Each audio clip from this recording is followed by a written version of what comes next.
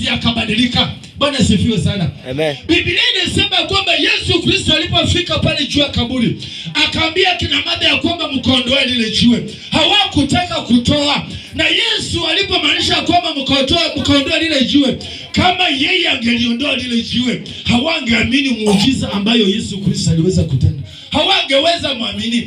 Kwa hivyo aliwatumia wao wakaweza kulizongesha lile jiwe ili mambo mengine yaweze kueleweka na kuaminika. Bwana sifiwe sana. Amen. Mpendwa, katika maisha yako sijui ni jiwe gani ambalo limekuhangaisha. Biblia inatuambia kwamba Yesu Kristo alipofika tu pale juu ya kaburi, akawaambia kwamba si wakati wa majonzi, si wakati wa huzuni, bali mambo haya yametendeka ili jina la Bwana liweze kuinuliwa. Maybe katika maisha yako kuna tatizo ambalo limekuwa likiendelea kwa muda, na Yesu Kristo anataka ajidhihirike kupitia shida yako.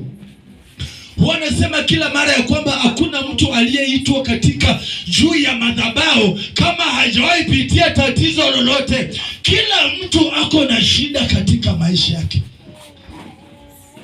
Ninapowatazama jinsi mlivyo, kuna mitume wakubwa sana mahali hapa, kuna matajiri wakubwa sana mahali hapa, kuna wainjilisti wakubwa sana mahali hapa.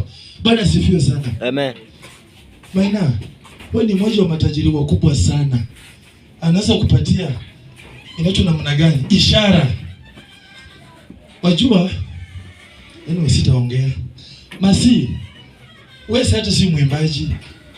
Wewe unaweza kuwa pastor, lakini unaweza kuwa pastor mkali sana. Sijui. Ile tu tuombe tu Mungu atupatie neema.